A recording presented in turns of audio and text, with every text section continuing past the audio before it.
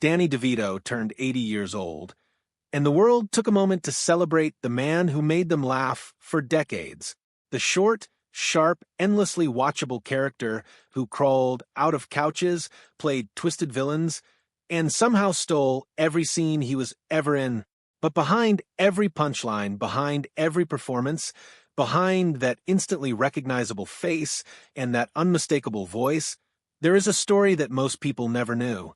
A story that didn't begin in Hollywood glamour or on a studio lot, but in a small house in Neptune, New Jersey, where a boy was born into a world that didn't quite want him. A boy who grew up fighting pain, rejection, poverty, and his own body just to earn a place in a business that told him repeatedly he didn't belong. And now, at 80, with the cameras still rolling and the applause still echoing, the full weight of what Danny Devito has lived through is finally coming into the light. Because the truth is, for all the fame and all the laughter, the life behind the legend has been quietly, persistently, heartbreakingly hard. It started before he even had a chance to prove himself. Danny Devito was born on November 17, 1944, the youngest child in a family that wasn't exactly waiting for him. His mother, Julia, was already 40 years old when he arrived. She had already raised several children, already run a household, already built her life around what she thought was a completed family. And years later, she would say it plainly, without dressing it up. She didn't want him. She admitted openly that she hadn't wanted another child, and that Danny's arrival had not been a welcome surprise. For most people, hearing that from a parent, even decades later, would be crushing. For a child growing up inside that reality, feeling it without the words ever being spoken, it leaves a mark that doesn't heal easily. Danny grew up carrying the quiet weight of that rejection, the sense that he had arrived in the world as an inconvenience, and that he would have to fight harder than anyone else just to justify his presence. That early wound shaped everything that came after. It gave him a hunger that couldn't be filled by applause alone. It made him someone who never took a single opportunity for granted, because he had learned early that nothing was guaranteed, not even love. His father, Daniel Sr., was a man of contradictions. During the day, he was well-liked in their community, the kind of man who ran a candy shop in Asbury Park with warmth and ease. People liked him. He was charming and capable, the sort of father who seemed, on the surface, like everything a son could want. But when night came, and when alcohol entered the picture, something changed. Daniel Sr. became someone else entirely. Angry, unpredictable, and at times violent. Danny learned young to read the room, to listen for the sound of bottles, to notice the way his father's footsteps shifted when the drinking had started. He learned to hide, sometimes in closets. Sometimes he would slip out to a neighbor's house and wait for the storm to pass. Between 1950 and 1955, police were called to the Devito household at least 17 times. 17 times, a child watched his home become a place that required law enforcement to contain. 17 times, the illusion of safety was shattered. That is not a childhood. That is a survival course. And Danny survived it, but not without cost. The anxiety, the hyper-awareness, the need to perform and pivot and read people in an instant, all of it was forged in those years, in those rooms, in those nights when he never knew what version of his father was going to come through the door. What saved him, in part, was his own stubborn refusal to go under. By the time he was 14, he had looked around at his neighborhood and understood what was waiting for him if he stayed. Heroin was everywhere. 2 of his childhood friends were already dead before their 16th birthdays. The streets that surrounded him were not a backdrop for adolescence. They were a trap. Danny made a plan with the kind of clarity and determination that most adults never manage. He saved $237 from small odd jobs, convinced his parish priest to advocate on his behalf, and chose his moment carefully. He approached his parents about sending him to oratory prep school only when his father was sober and caught in one of those guilty, quiet moods that follow violence. His mother, perhaps feeling the long shadow of her own admission that she hadn't wanted him, agreed. That one decision, made by a teenager with almost nothing to his name, likely saved his life.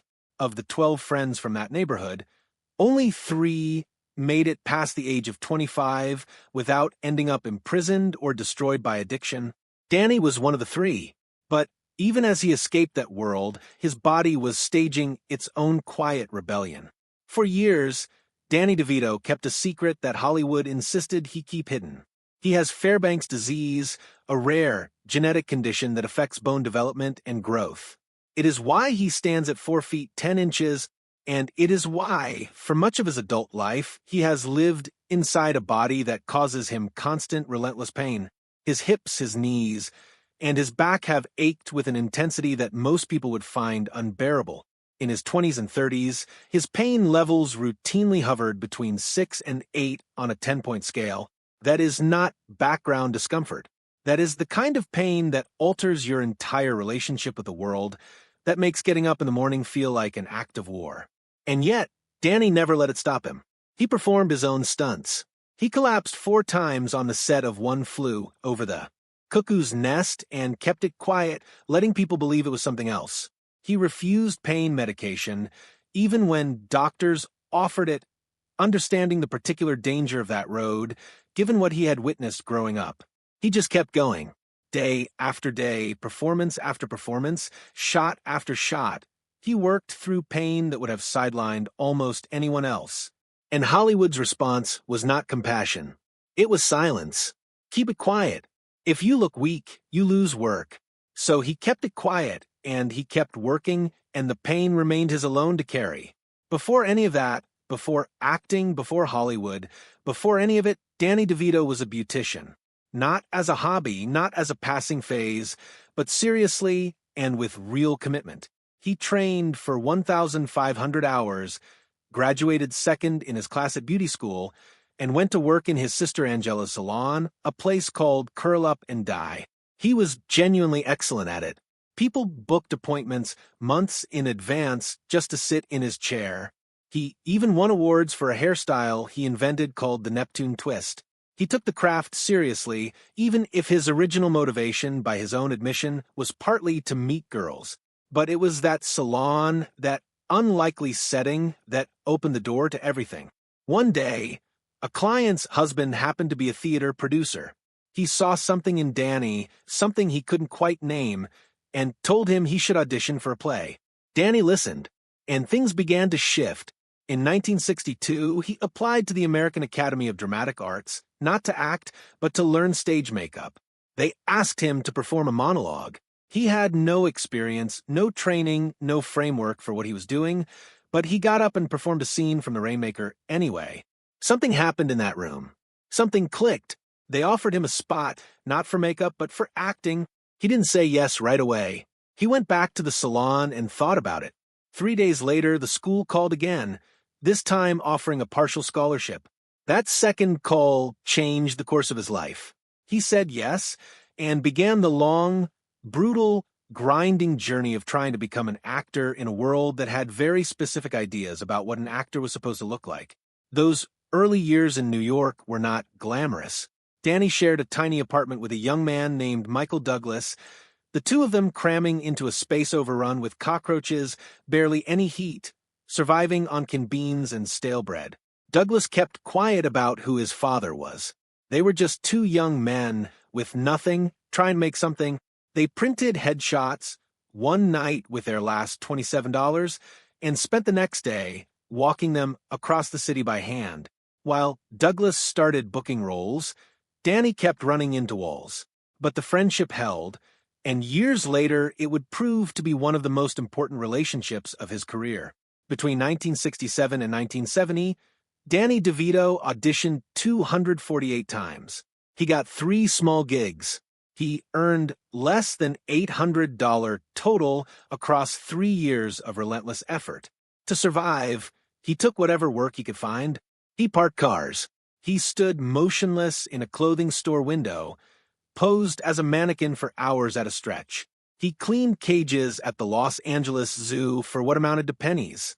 He read lines to chimpanzees, not as a joke, but because he was serious about keeping his skills sharp and had no other audience.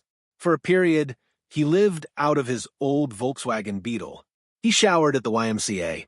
He ate at soup kitchens. He kept that story to himself for decades, not out of shame exactly, but because it was his, and he wasn't ready to hand it over. Hollywood, meanwhile, had a very clear message for him. They told him to get surgery, to change his body, to fix his face. Producers and agents told him he needed to be taller, or at least closer to normal, whatever that meant. One studio offered him something close to $1 million in today's money if he would agree to leg-lengthening surgery and facial reconstruction. He said no. He took that contract to a beach bonfire and burned it. He once told a casting director something that stayed with him for the rest of his career. He would rather be a first-rate version of himself than a second-rate version of someone else. When his father died in 1972, it cracked something open in Danny that hadn't broken before. He applied for a job at the post office. He seriously considered walking away from acting entirely. And then, on the same day he received the job offer letter, his phone rang. It was about an audition. The film was One Flew Over the Cuckoo's Nest. The producer was Michael Douglas. His old roommate hadn't forgotten him. Danny had actually played the same character, Martini, in a stage version years before. He walked into that audition more prepared than anyone in the room could have known. The film was shot inside a real mental hospital, with real patients serving as extras. The intensity of the environment seeped into every performance. Danny was only on screen for 5 minutes and 52 seconds. But he left a mark. Director Milos Forman defended him when the studio wanted a bigger name. The film won 5 Academy Awards, and Danny Devito was finally, unmistakably, on the map. Then he made a decision that everyone around him thought was insane. In 1978, he gave up 3 film roles to audition for a TV sitcom called Taxi. His own agent told him not to do it. Television was considered career suicide for film actors. But Danny read the script, and something in him knew. During the audition, he didn't just read the lines. He performed a full 7-minute monologue that left the entire room in stunned silence. ABC was nervous about casting a man who stood 4 feet 10 inches in a lead role. The show's creator, James L. Brooks, threatened to walk if they didn't cast Danny. That was how much he believed in what he was seeing. Danny signed the contract immediately, even though it paid 40% less than what other cast members were earning. He didn't care. He knew what this role was. Louis De Palma became one of the most iconic characters in television history. He was nasty, petty, small-spirited, and brilliant. Censors received between 3 and 5 complaint letters every single week just about Louis, and audiences could not look away. Within 8 episodes, Danny had received more than 11,000 fan letters. Before the show aired, he had been rejected from nearly 200 auditions in 3 years. Casting directors had told him repeatedly that he was too short, too strange-looking, too different. And now 93% of Americans could recognize Louis De Palma from just his voice or his silhouette. Danny prepared for each scene by sitting alone in silence and listing every person who had ever rejected him. He channeled all of that accumulated hurt, all of that anger and humiliation directly into the performance. It was method acting born not from a workshop, but from a life. In 1980, he won a Golden Globe. A year later, he won an Emmy. His acceptance speech was 12 words long. He said thank you, that he was really happy, and that Taxi was the best show on television. It became the shortest acceptance speech in Emmy history. NBC came calling with an offer of $175,000 per episode to leave and do his own show. That was more than 11 times what he was making. He said no. He wanted to stay loyal to the cast that had become his family. And in the middle of all that success, he met Rhea Perlman. She had come to the apartment to break up with his roommate and ended up talking to Danny for 6 hours that same night. He later said he knew within 22 minutes that he wanted to marry her. She joined the cast of Taxi, playing a character opposite his, and their on-screen chemistry was so alive and real that no one on the production initially knew they were together in real life. They secretly moved in together after 2 weeks, cramming into Danny's 450-square-foot apartment. They married in 1982. They started Jersey Films in 1983, quietly at night and on weekends while still filming the show because they had stories they wanted to tell and a hunger to build something together. When Taxi ended, Danny did what almost no television actor had managed before. He crossed over to film without losing a single step. Terms of endearment, won Best Picture the year he appeared in it. Romancing the Stone made $115 million on a $10 million budget. Ruthless People, in which he played a gleefully monstrous villain who refuses to pay ransom for his kidnapped wife, cost $7.5 million and earned over $71 million. He got a Golden Globe nomination. Then in 1987, he directed Throw Mama from the Train, demanding the right to direct as a condition of his acting in it. The following year came Twins, the film in which he and Arnold Schwarzenegger played long-lost brothers. All three men took no upfront salary and split 40% of profits instead. The film made $216 million worldwide. Danny earned somewhere between $35 and $40 million. He was no longer a supporting player. He was a star, and more than that, he was a filmmaker, a producer, a man who understood the business from every angle. Jersey Films became one of the most important independent production companies of the 1990s. In 1994, when a studio passed on a strange, dark, wholly original script by a young filmmaker named Quentin Tarantino, Jersey Films kept it alive. They gave Tarantino's company money and office space. The budget for the film was $8 million. Tarantino promised it would look like $25 million. He kept that promise. Pulp Fiction premiered at Cannes in October 1994 and became one of the most influential films ever made. Danny Devito had helped make it happen, quietly, without putting his name on the poster.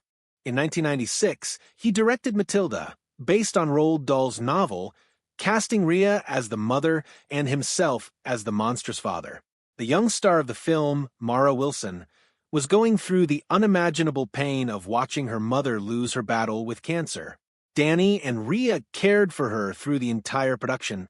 Danny arranged for a near-final cut of the film to be brought to the hospital so that Mara's mother could watch it before she died. Wilson would later describe them as the favorite aunt and uncle she never had. That is who Danny DeVito actually is. Not the villain, not the clown, but the man who thinks to bring a movie to a dying woman's hospital room so that her daughter can have one more moment with her. In 2006, at 62 years old, he joined the cast of It's Always Sunny in Philadelphia. The network didn't want him. They thought he was too famous, that his presence would overshadow the show's raw, chaotic energy. Creator Rob McElhenney fought for him, and the ratings jumped 227% after Danny arrived. He took $70,000 per episode, a fraction of what he had commanded at his peak, because he believed in what the show was doing. He covered himself in hand sanitizer and slid naked across a floor in a scene that wasn't in the script. He bathed in garbage water. He popped out of a couch soaked in sweat with full bizarre commitment. He got rashes, broken blood vessels, and kept filming. When someone asked if it was too much, he said that, at his age, vanity is just another word for missed opportunity. But through all of it, the pain never stopped. By 2008, doctors had found serious disc damage in his back. By 2010, nearly half of his filming days were conducted in extreme pain. His mornings began at 4:30 in the morning with 4 hours of physical therapy. He bounced on a small trampoline. He alternated between hot and cold baths. He hung upside down in his trailer before scenes. For a single water slide sequence filmed in 2011, he needed 19 takes and came away with broken blood vessels in his eye. And he never said a word about any of it publicly. Hollywood had told him silence was the price of continued work, and for decades he paid it. In 2012, Danny and Rhea separated after 30 years together. The cracks had appeared gradually, worn down by long filming days and the particular pressures that fame places on even the strongest partnerships. They went to therapy 38 sessions and couldn't repair what had broken. Then in 2013, they were seen holding hands again. He had rented out the same restaurant where they had their first date. They tried again and stayed together for 4 more years before separating for good in 2017. Even then, they never divorced. They negotiated a split of their shared fortune without going to court, without fighting, without turning their decades together into a spectacle. Danny bought a house less than a mile from Ria's. They talked every Wednesday and Sunday.